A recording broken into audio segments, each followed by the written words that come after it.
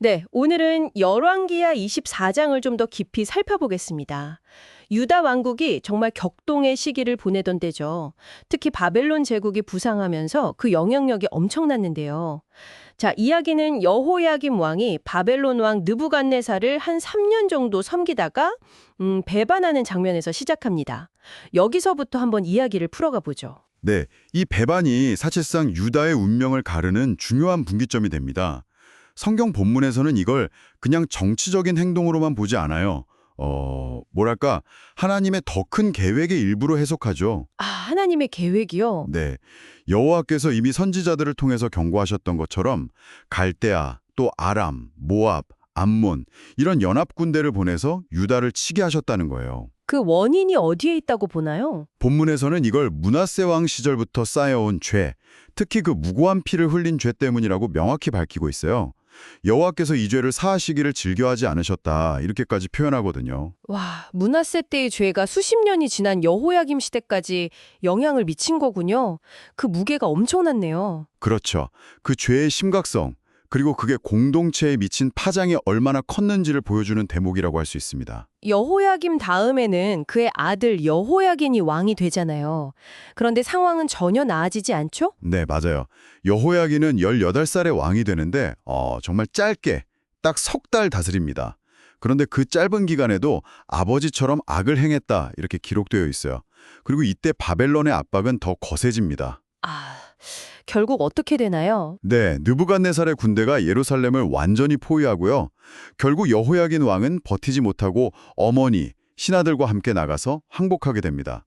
이때가 느부갓네살이 왕이 된 지 8년째 되는 해였죠. 다 빼앗기고. 네, 심지어 솔로몬이 만들었던 성전의 금 그릇들까지 다 파괴되었다고 나오죠. 이건 뭐 단순한 약탈을 넘어서 유다의 영적인 자존심까지 짓밟는 행위였을 수 있어요. 그렇죠. 마치 예언이 눈앞에서 이루어지는 것처럼 느껴졌을 것 같아요. 그리고 곧바로 대규모 포로 이송이 시작되죠. 이게 첫 번째 유수인가요? 맞습니다. 이 첫 번째 바벨론 유수가 아주 결정적이었어요.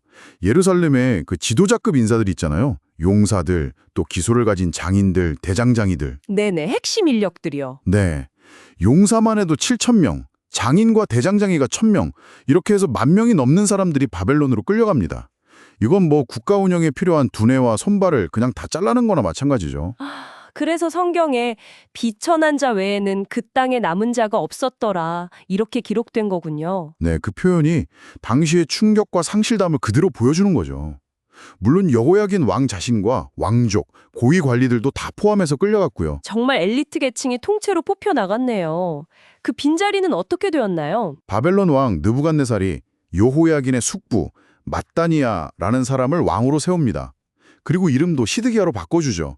일종의 꼭두각시 왕을 세운 건데요. 시드기야가 왕이 되면서 좀 안정을 찾나 싶기도 한데. 안타깝게도 그렇지가 못했습니다. 시드기야는 21살에 왕이 되어서 11년 정도 다스리는데요. 그 역시 여호야김처럼 하나님 보시기에 악을 행했다고 기록되어 있어요. 또요. 아, 네. 그리고 24장의 마지막은 또 다른 불길한 예고로 끝을 맺습니다.